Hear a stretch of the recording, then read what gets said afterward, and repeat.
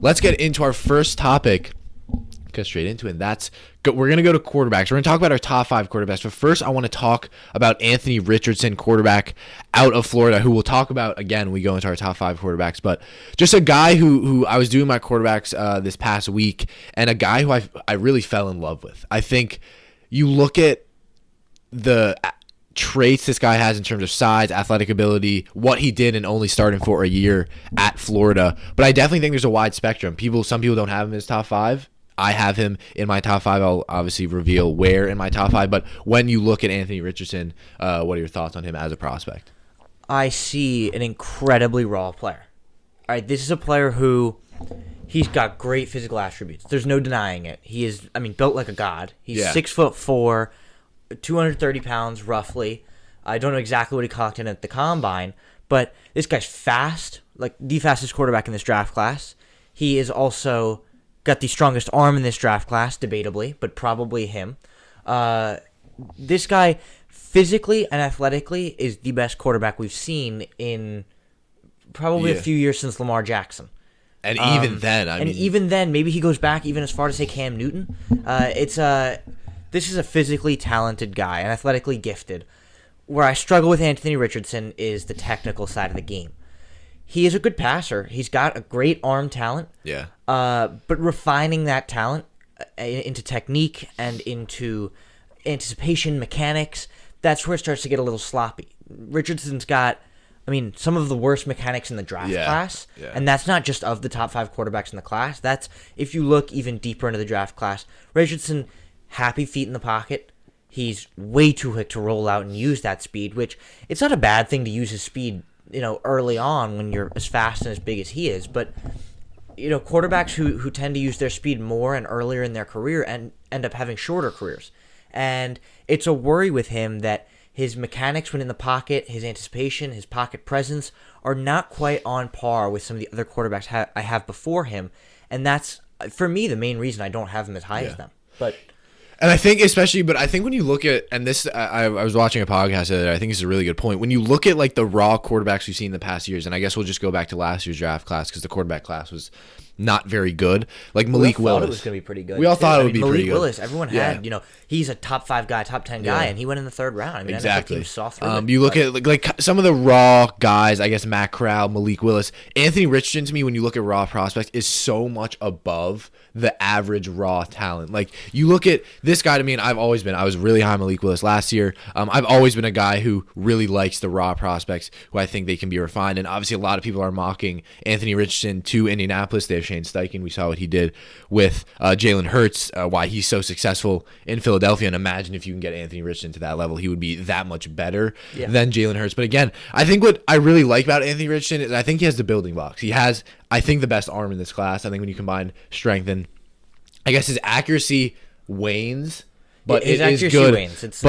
And I think that's obviously I think best raw arm. Again, raw will come up a lot when it comes with Anthony Richardson. But again, pocket presence, again, like you said, a lot of the quarterbacks in this class, besides Bryce Young, have very bad pocket presence, which I find very concerning because that's generally a given for a good quarterback. But again, we've seen, obviously, the top guys in this class not struggle with that. But again, Anthony Richardson, I think you're right. Like downfield, intermediate routes, when you look at the tape, it's just a little too jumpy. And it's a guy who needs to get coached, like all raw quarterbacks. But I think even at Florida, he was in a very NFL friendly scheme, like 7-step dropbacks, and played with a lot of receivers with NFL route concepts. So I think he has the building blocks to be a good guy. But I guess what we'll talk about here is, do you think he's a nailed on first round prospect? Which I feel like he is. I feel like even if you don't like him, I think he is, just because I think NFL teams will take the shot because I think he's a guy who has to sit behind for a year. But do you think he's like a top 10 guy or he'll fall deeper? I think this is a solidified first round prospect because as low as I am on Richardson, the potential it's too hard to ignore. Okay, it's impossible to ignore the potential this guy has. He's a sophomore right now. Yeah, exactly. A 1-year starter, and when you see his rushing stats, the passing stats aren't super pretty, but that was at Florida. They didn't have great weapons this year. Kyle Pitts is gone, right. Wan'Dale Robinson, guys like that, or like, no, sorry, not Wan'Dale Robinson, but they didn't have great weapons. Yeah. Kadarius Tony, he didn't even have. He those wouldn't guys. have seen those guys, and those are the best weapons they've had in a long time. So Richardson did not have the greatest of weapons, but for me, This is not a top 10 pick because Okay. I I don't see the upside being worth it. I think when you try and compare this to a guy like Jalen Hurts, it's a really hard comparison because Jalen Hurts was a second round pick and was he? I much thought he was third. Was he third? second or third. I think he was a second round pick to the Eagles, but Jalen Hurts was a much less raw prospect. I think he was still raw in the sense that he still needed coaching, but all the quarterbacks coming out of college need coaching, and Jalen Hurts was a 2.5 year starter with Alabama and with Oklahoma. He went to multiple national championship games as either the starter or the backup, and Richardson did not have that same success. And even Hurts, he doesn't have the expectation. Like Richardson has a ton of expectation and Richardson's going not into a lot of this. expectation. Hurts does not have the same arm talent, same physical ability as Richardson. So people were a lot lower on Hurts, and then he's excelled so far. So I think it's hard to find a comparison for Richardson right now.